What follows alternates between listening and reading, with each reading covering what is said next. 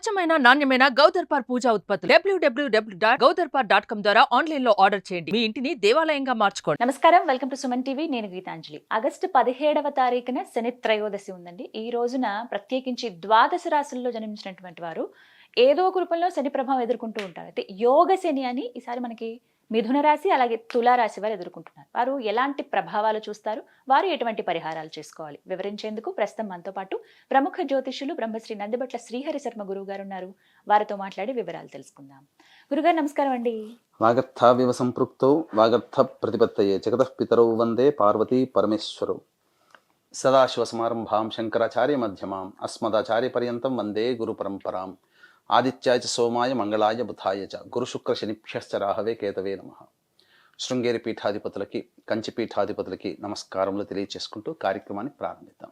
గురుగారు, శని ప్రభావం ద్వాదశ రాశుల వారు ఎప్పుడూ ఏదో ఒక రూపంలో ఎదుర్కొంటూనే ఉంటారు. అదే యోగ శని గురించి ఈ వీడియోలో వివరించండి. మిథున రాశి వారు అలాగే తులారాశి వారు ప్రభావాలు చూస్తారని అన్నారు. ముందుగా యోగ శని అంటే ఏంటండి? యోగ శని అని అంటే, యోగము అని అంటే జాతకం ప్రకారం గనక చూసుకుంటేనమ్మా యోగ స్థానాలు అనేటువంటివి ఉంటాయి. అవి 5వ స్థానము, 9వ స్థానము, లక్ష్మీ స్థానములు. వీటిని యోగ స్థానములు అంటారు. శని సంచారము అనేటువంటిది సంచరిస్తున్నటువంటి రాశికి, ఆ రాశి 5వ స్థానం ఏదైతే అవుతుందో అలాగే 9వ స్థానం ఏదవుతుందో అవి కొన్ని ఎఫెక్ట్ అవుతాయి. కాబట్టి మిథున రాశి వారికి 9వ స్థానంలో శని సంచారం చేస్తున్నాడు. తులారాశి వారికి 5వ స్థానంలో శని సంచారం చేస్తున్నాడు. కాబట్టి ఈ యొక్క మిథున మరియు తులారాశిలో జన్మించినటువంటి వారికి యోగ శని ప్రభావం అనేటువంటిది ఉంటుంది.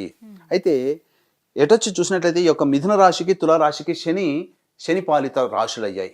కాబట్టి ప్రస్తుతం శని వక్రీకరించినటువంటి కారణం చేత కొంతవరకు సమస్యలు అనేటువంటి తగ్గుముఖం పడతాయి ఈ యొక్క రాశిలో జన్మించినటువంటి వారికి. ముఖ్యంగా మృగశిర మరియు ఆరుద్ర, మృగశిర 3-4 పాదాలు, ఆరుద్ర 4 పాదాలు, పునర్వసు 1, 2, 3 పాదాలు, అలాగే చిత్త 1, 2 పాదాలు, స్వాతి 4 పాదాలు, విశాఖ 1, 2, 3 పాదాలు. వెరసి ఈ యొక్క మృగశిర, ఆరుద్ర, పునర్వసు, చిత్త, స్వాతి, విశాఖ ఈ నక్షత్రాల్లో జన్మించినటువంటి వారికి ఈ యొక్క యోగ శని ప్రభావం ముఖ్యంగా ఏంటి అంటే, ఈ యొక్క తులారాశి వారికి చూద్దామమ్మా. తులారాశి వారికి చూసుకుంటే పంచమ స్థానంలో శని సంచారం. పంచమం ఏం చెబుతుంది? సంతాన స్థానం, బుద్ధి, ఆలోచన, పూర్వపుణ్యము, మంత్రస్థానము. ఈ యొక్క మిథున రాశి వారికి 9వ స్థానం ఏం చెబుతుంది? తండ్రి స్థానము, పిత్రార్జితము, స్వార్జితము, అలాగే విదేశీయానము, మోక్ష స్థానము, అలాగే ఉన్నత విద్య. ప్రాథమిక విద్య, ఉన్నత విద్య ఎలాగో ఉన్నత విద్యను సూచించేటువంటి స్థానం. ఇక పాపగ్రహాలైనటువంటి శని, రవి, రాహు, కేతు, కుజలు తాము ఉన్నటువంటి రాశుల కంటే తాము వీక్షిస్తున్నటువంటి రాశుల మీద దుష్ప్రభావం ఎక్కువగా ఉంటుంది. కాబట్టి ఈ యొక్క మిథున రాశికి చూసుకున్నట్లయితే లాభస్థానాన్ని మరియు తృతీయ స్థానాన్ని మరియు షష్టమ స్థానాన్ని వీక్షణ చేస్తున్నారు.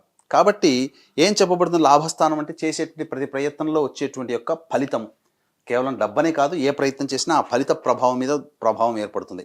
ఇక తృతీయ స్థానం మీద వీక్షణ కాబట్టి చేసేటువంటి పనులలో సహాయ సహకారాలు, మిత్రులు, సోదరుల సహాయం తీసుకుంటారు. కాబట్టి సోదరి మధ్య విభేదాలు కానీ, నమ్మకస్తులు, పరిచయస్తులు, స్నేహితుల వల్ల నష్టపోవడం కానీ, లేదా ఏ పని చేయాలన్నా ఉత్సాహం కంటే భయం ఎక్కువగా ఉంటుంది. ఈ యొక్క మిథున రాశిలో జన్మించిన వారికి మన వల్ల అవుతుందో కాదు అని వెనకడుగు వేస్తుంటుంటారు. ఇక షష్టమ స్థానం మీద కాబట్టి రుణస్థానము, శత్రుస్థానము కాబట్టి మీ దగ్గర ఉన్నటువంటి డబ్బులు ఎదుటి వాళ్ళకి వెళ్ళిపోతుంటాయి. తిరిగి వసూలు చేసుకోలేకపోతారు, లేదా మీరు ఎవరి దగ్గర డబ్బు తీసుకున్నా దాన్ని తీర్చలేకపోతారు. ఇక ముఖ్యంగా గమనించుకున్నట్లయితే ప్రధానంగా ఈ యొక్క రోగస్థానము, ఆరోగ్యం పట్ల కొంత శ్రద్ధ వహించాల్సినటువంటిది. అలాగే సామర్థ్యము అనగా క్యాపబిలిటీ.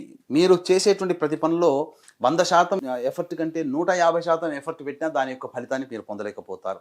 ముఖ్యంగా శత్రుస్థానం కాబట్టి మీ యొక్క అభివృద్ధిని చూసి, ఈ యొక్క మిథున రాశి వారి యొక్క అభివృద్ధిని చూసి ఓర్వలేనటువంటి వాళ్ళు శత్రువులుగా కూడా మిగిలిపోతారు.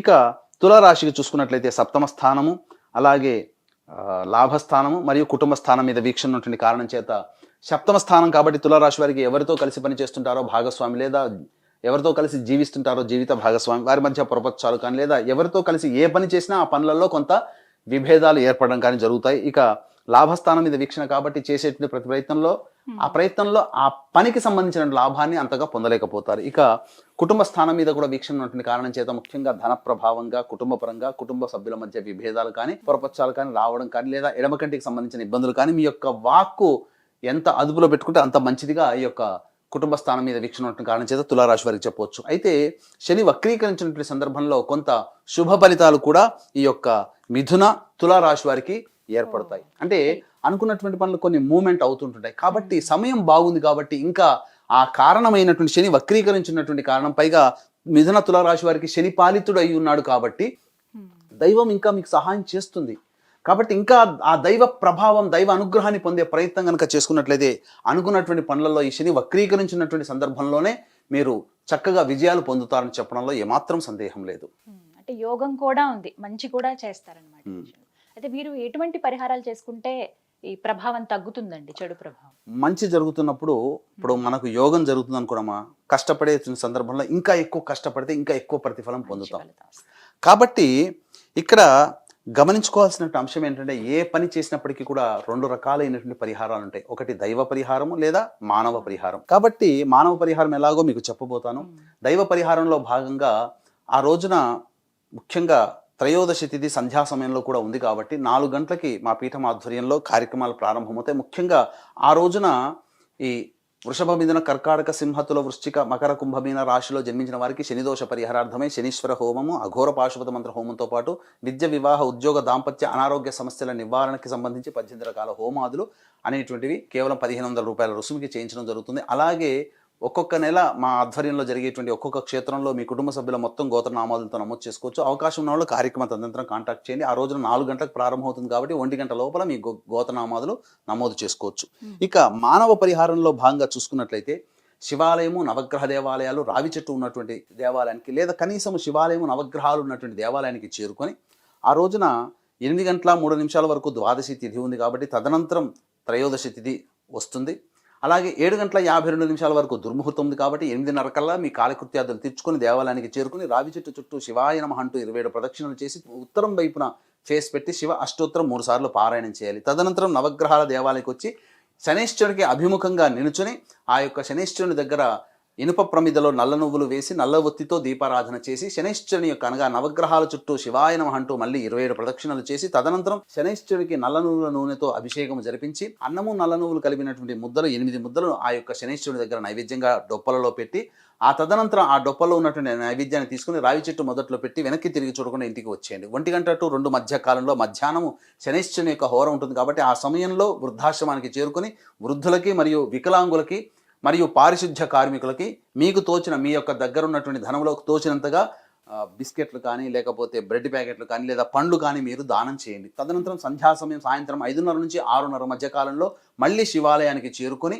ఆ శివాలయంలో ఈశ్వరునికి మీ గోత్రనామాదులతో నీలిరంగు చామంతి పుష్పాలతో కానీ శంకు పుష్పాలతో కానీ లేదా కనీసము మారేడు దళాలతోనైనా కానీ ఆ శనీశ్వరునికి అర్చన జరిపించండి, ఆ యొక్క ఈశ్వరునికి అర్చన జరిపించండి. ఈ విధంగా చేసుకున్నట్లయితే తప్పకుండా శనీశ్వరుని వలన కలిగేటువంటి సమస్యలు, బాధలు, కష్టాలు, నష్టాలు అవన్నీ తగ్గుముఖం పడతాయి. వర్షం వస్తుంది కదా అని చెప్పి లేదా ఎండ వస్తుంది కదా అని చెప్పి మనం గొడుగు సహాయం తీసుకుని ఏ విధంగా మన పనులు చక్కబెడుతుంటామో అలాగే మనకు జాతకరీత్యా గోచారీత్యా వచ్చేటువంటి ఇబ్బందులు, ఆ యొక్క ఇబ్బందులు మనకు ఎలాగో తప్పవు. కానీ ఆ ఇబ్బందులు మనల్ని, మన శరీరాన్ని బాధ పెట్టకుండా ఆ సమస్యలు వాటికంతటవే తీరిపోతాయి అని ఈ యొక్క పరిహారాల్లో ఉన్నటువంటి అంతరార్థంగా వీక్షించేటువంటి ప్రేక్షకులు గమనించగలరు. చాలా చక్కటి పరిహారాలు తెలియజేశారు గురువుగారు. ధన్యవాదాలండి. సర్వం శ్రీ ఉమామహేశ్వర పరబ్రహ్మార్పణమస్తు.